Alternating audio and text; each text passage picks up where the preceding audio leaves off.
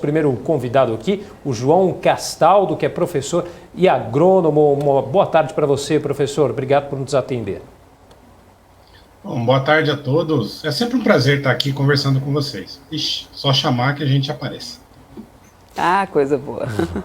Valeu, professor. Prazer é nosso. Bom, vamos começar falando aí sobre essa falta de chuvas aí no mês de abril, que foi um empecilho aí, mas nem isso impediu, né, que a safrinha de milho aí, 2021-2022, batesse recorde aí de produção no país, né? A colheita esperada aí é de mais de 89 milhões de toneladas do grão, né? Um crescimento aí de 43% em relação à safra anterior. Que explica então esse recorde aí na produção da safrinha de milho, hein? Realmente a gente teve algumas regiões com alguns problemas de disponibilidade hídrica, de chuvas, não é? No meio da safra de milho.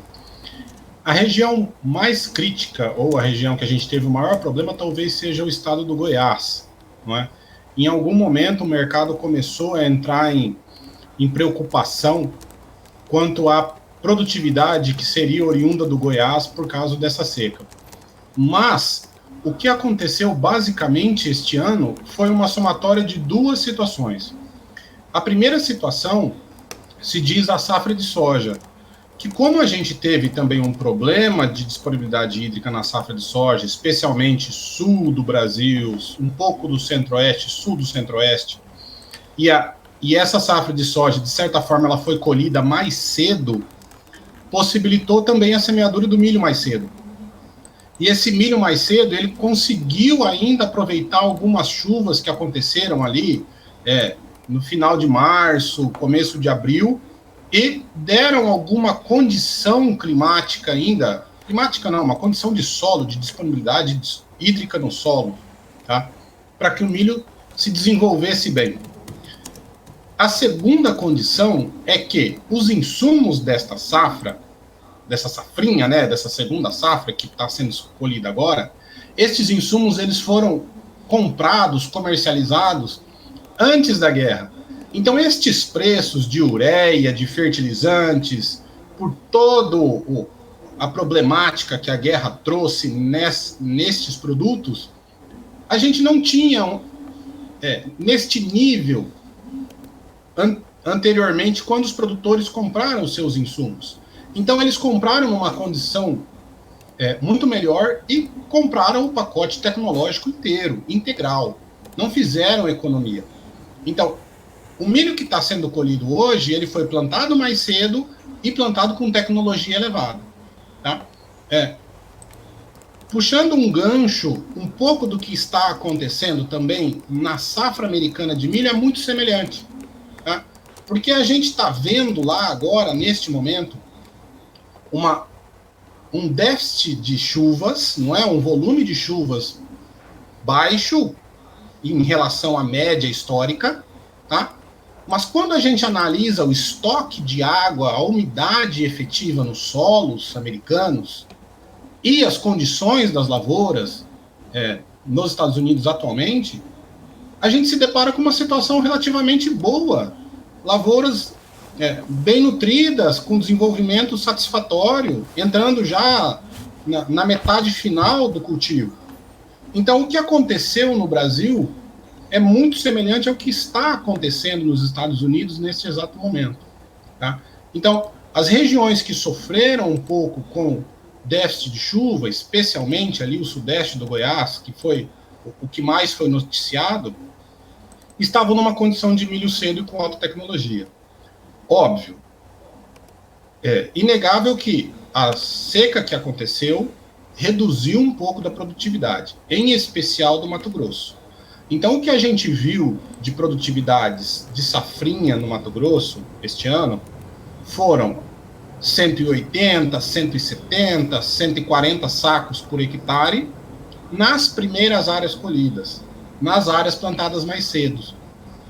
Quando os produtores chegaram naquelas últimas áreas semeadas, que já pegaram um período maior de seca, a gente viu produtividades de 60, 70, 50 sacos.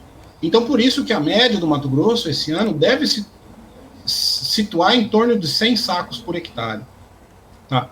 mas a gente teve uma grande amplitude entre as áreas mais velhas e as áreas mais novas, né? Ou as plantadas mais cedo e as plantadas mais tarde. No Paraná, a situação está muito semelhante. Na região oeste do Paraná, que é naturalmente uma região que tem a semeadura mais cedo, e foi a região que sofreu mais com a soja, também na safra de verão, onde a gente viu produtividades de 8, 7, 10 sacos por hectare, não é? Essas áreas, essas regiões foram semeadas mais cedo. As áreas de milho nessas regiões foram semeadas mais cedo. Então agora os produtores do oeste paranaense estão colhendo aí 130, 140 sacos por hectare de milho, não é? E, ao contrário do Mato Grosso, aqui no oeste paranaense a gente não deve ver um decréscimo muito grande de produtividade para as áreas mais tardias. O que a gente está observando é que, mais ao norte do estado, tá? Aí sim as produtividades estão um pouco menores. A gente teve um problema muito sério com o ataque de cigarrinha no Paraná, tá, esse ano, um ataque sem precedentes. Os produtores tiveram muita dificuldade para o controle do inseto, tá? E aí, em algum momento, isso acabou também prejudicando a produtividade. Mas, de forma geral, as produtividades estão ok, e a gente deve ver produtividades médias no estado do Paraná semelhantes ao que a gente viu no estado do Mato Grosso também, tá? Então, a disponibilidade de milho no mercado ela está bem elevada, e isso também faz com que os compradores não tenham muita pressa e muita vontade de comprar a qualquer preço, não é? Então a gente vê aí a cotação do milho no mercado interno caindo nos últimos dias, aí nas últimas semanas, até com uma certa intensidade bem elevada, tá? Mas, em resumo, é isso. O que trouxe uma produtividade bem legal é o plantio cedo com um pacote tecnológico elevado. Tá? Uhum. E a minha próxima pergunta ia ser justamente essa, viu? Sobre essa questão dessa queda nessa cotação, né, lá fora, e também aqui no mercado interno, não só lá fora. Até pesquisadores aí do CPEA também teria, né, falado sobre essa desvalorização. Eles atrelaram isso ao avanço da colheita, né, da segunda safra, que tem mantido os consumidores mais retraídos, né, apostando em maiores desvalorizações. Eu estou desconfiando que você está aqui também dando uma olhada no que a gente vai te perguntar, brincadeira essa parte. Além disso, você acredita que a melhora do clima nos Estados Unidos, na verdade, assim, primeiro houve uma grande piora, depois veio as chuvas por lá, isso também pressiona os vencimentos futuros na tua avaliação aqui nos portos brasileiros? Sim, né? Você comentou sobre o clima nos Estados Unidos, isso é um ponto aí favorável também. Débora, tudo faz parte do negócio, então não é que eu estou adivinhando, não é porque é uma linha de pensamento única, não é? Raciocínio então, lógico, né? Uhum. Na economia não existe ilha, não é? Então, não existe ilha comercial na economia mundial hoje. Então, obviamente que o mercado interno brasileiro, ele está, de certa forma, atrelado ao mercado interno americano, ou mercado global de milho.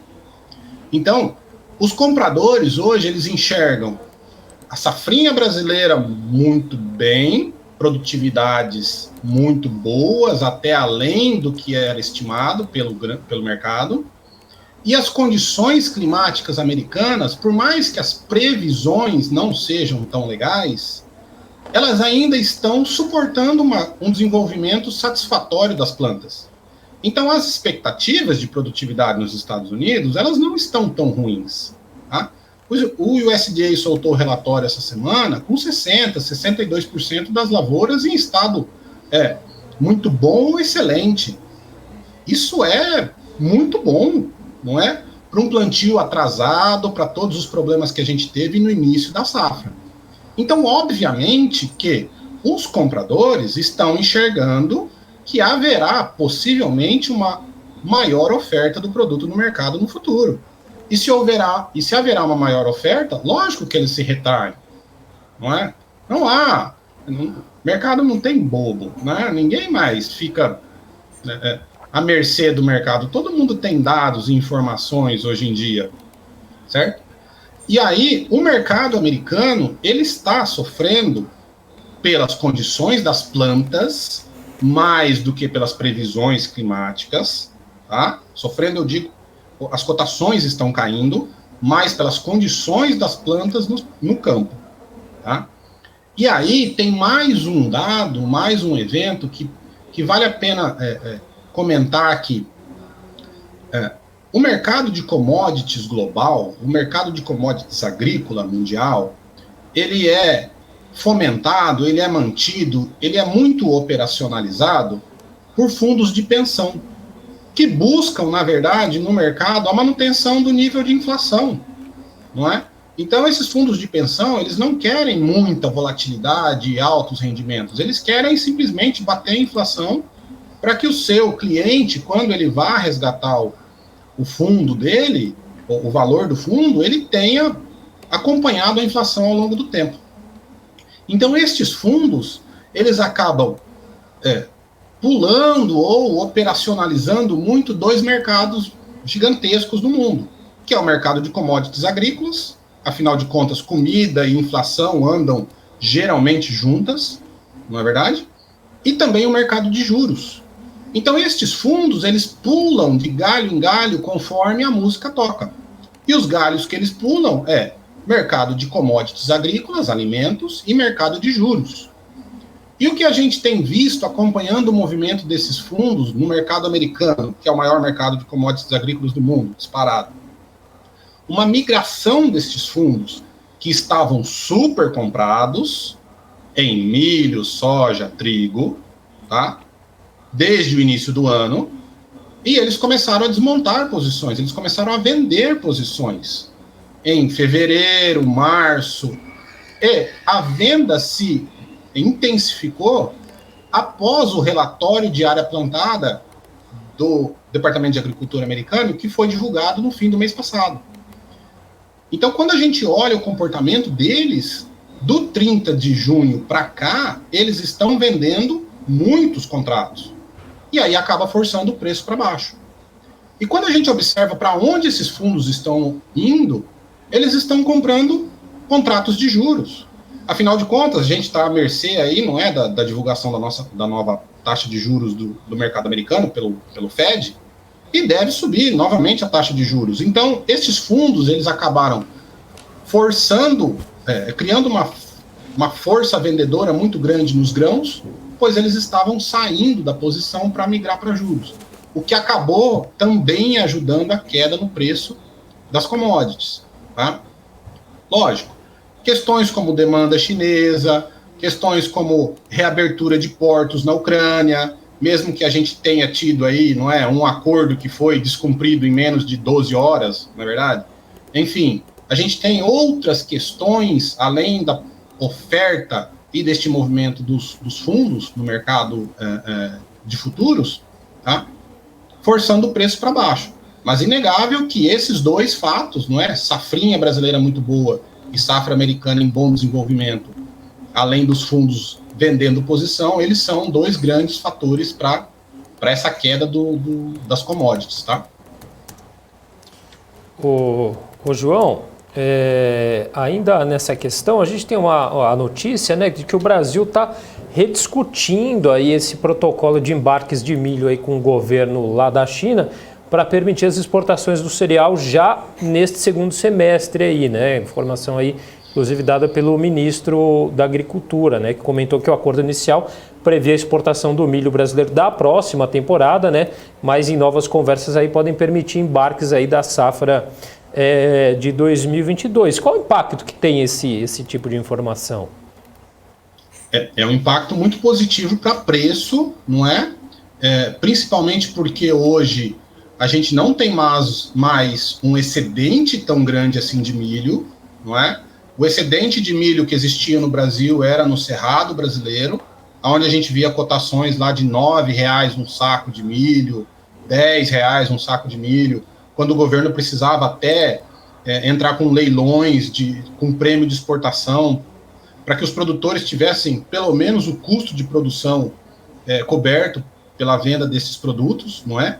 E aí, com o advento das usinas de etanol de milho que entraram no mercado especialmente no Mato Grosso, não é, absorvendo esse excedente de milho, essa sobra de milho do Brasil, ela diminuiu muito, tá? Então, a gente vê hoje em dia cooperativas aqui do Paraná, do Mato Grosso do Sul, por exemplo, buscando milho paraguaio para se abastecer, tá? Então, um acordo de exportação, criando um novo canal, um novo volume de milho retirado do mercado, ele é positivo para preços, tá? Então, isso, de certa forma, seria positivo para os produtores que têm milho para comercializar.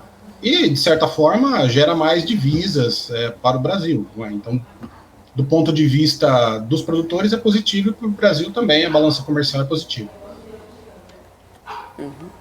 Tá certo. Agora, falando um pouco sobre soja, né? Os preços da soja também caíram aqui no Brasil, nos Estados Unidos nos últimos dias. Essa desvalorização doméstica, inclusive, pode também estar atrelada, né, a menor demanda externa, principalmente em relação à China, né, por causa de todo esse enfraquecimento que tem preocupado boa parte das indústrias internas. Isso pode ser um fator, na sua opinião?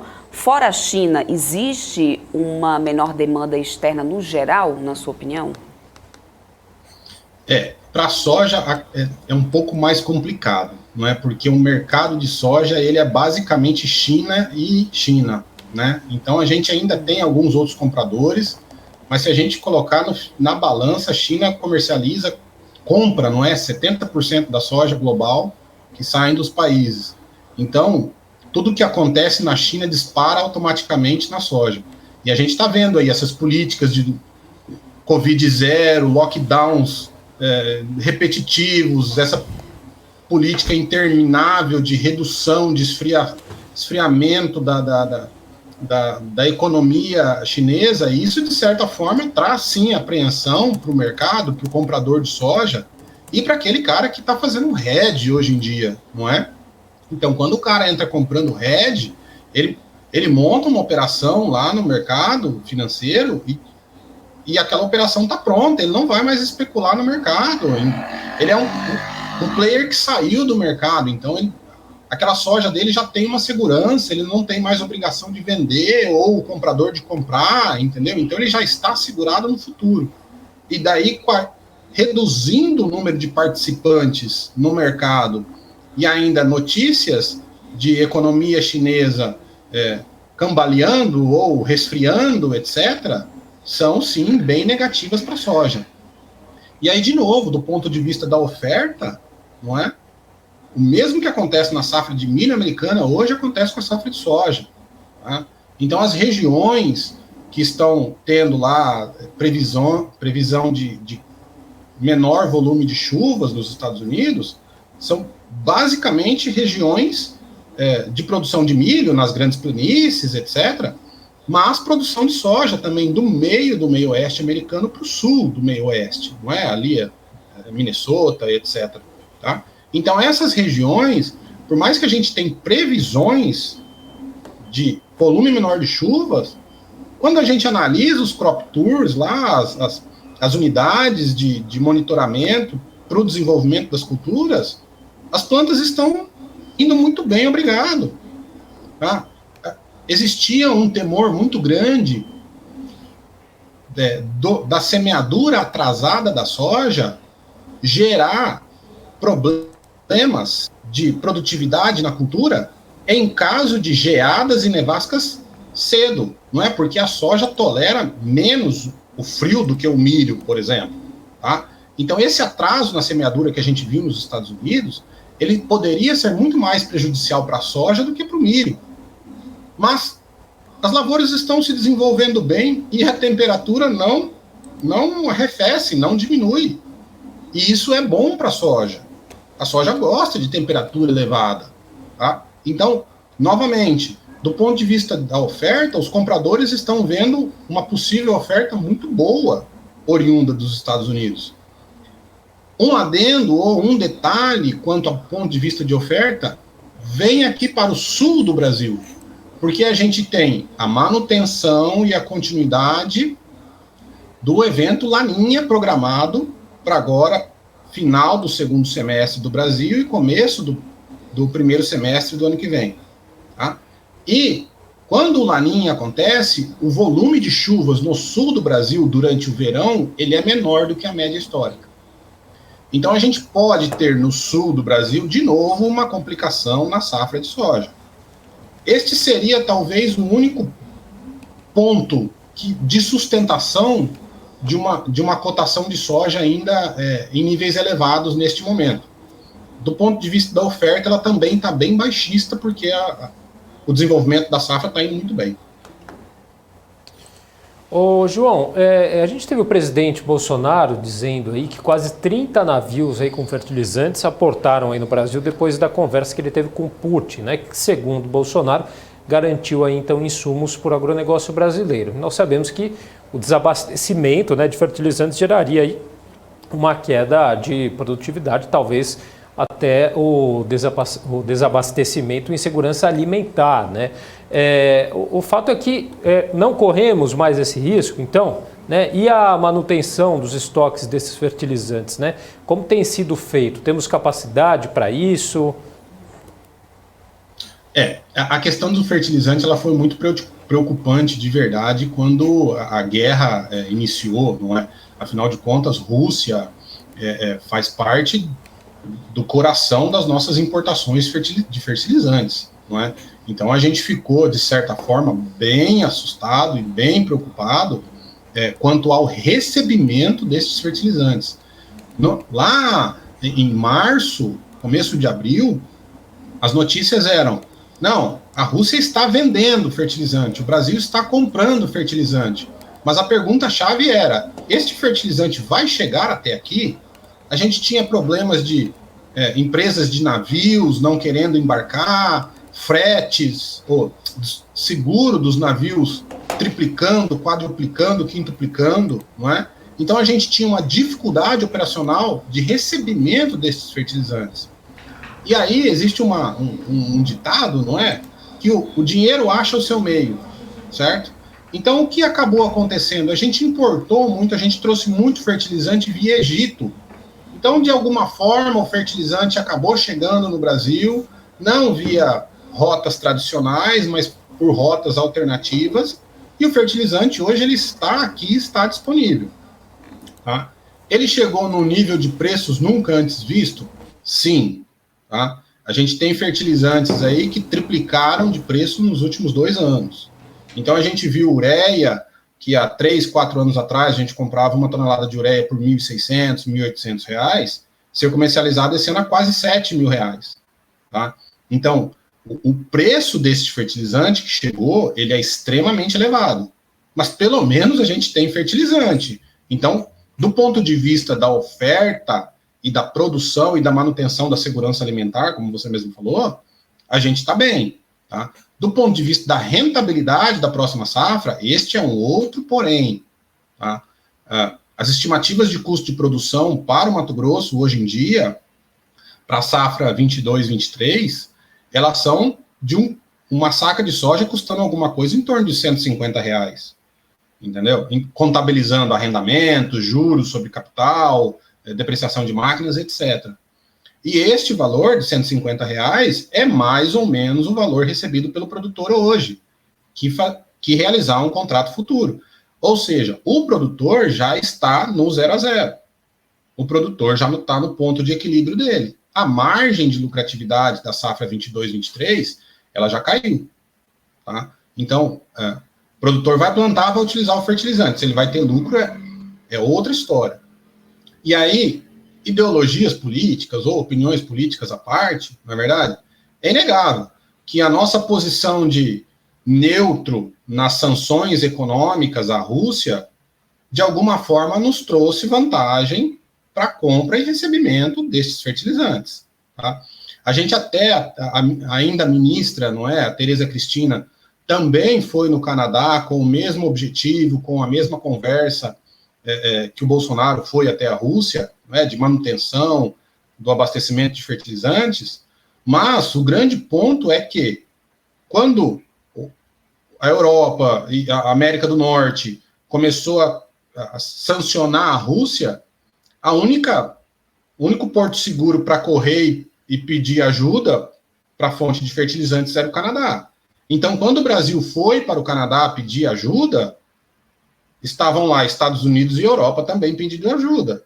Então, o Canadá não conseguiria atender a todos, não é? Então, de certa forma, sim, essa neutralidade nossa nas sanções, etc., e ligação política, enfim, de certa forma, ajudou a gente a receber os fertilizantes. Se a gente tem capacidade de estocar os fertilizantes, sim, isso é muito simples, muito fácil, tá? Na verdade, os fertilizantes chegam no Brasil nesta época, não é? No meio do ano, eles chegam, a matéria-prima básica, né, o cloreto de potássio, o superfosfato triplo, o sulfato de amônio, etc., eles chegam no Brasil nesta forma básica e eles são aqui transformados no fertilizante que é comercializado lá pelas empresas e fornecido diretamente aos produtores, né, que a gente chama de formulado. Tá? Então, essa dinâmica ela é muito simples, muito rápida e muito fácil. Tá? Aproveitando, a gente também não deve ver muitos problemas quanto ao fornecimento de fertilizantes para a próxima safrinha de milho, não é? Porque a partir de agora, a partir de novembro, dezembro, já começam as contratações também para a safrinha de milho. Então, da situação que a gente está agora, a gente não deve ver problemas de fornecimento. Os preços até arrefeceram um pouco, natural, porque afinal de contas, a maior safra do mundo foi semeada agora 2 meses atrás, não é? A safra americana. Então, a demanda de fertilizantes que os americanos têm, ela é descomunal. Então, eles forçaram, sim, os preços para cima, a demanda americana forçou o preço para cima. E agora, com a safra americana já semeada, já no campo, a gente tem uma época de calmaria, uma possibilidade de normalização dos preços, tá? Mas a gente não deve ver redução muito grande de preço de fertilizantes aí nos próximos 6 meses, não, infelizmente, tá? Para o produtor, não é? Eu queria agradecer aqui sua participação, excelente participação com a gente, o João Castaldo, que é professor e agrônomo também. Obrigado, viu, pela prazer foi nosso aqui em engrandecer aqui o nosso programa com a sua entrevista. Muito obrigado.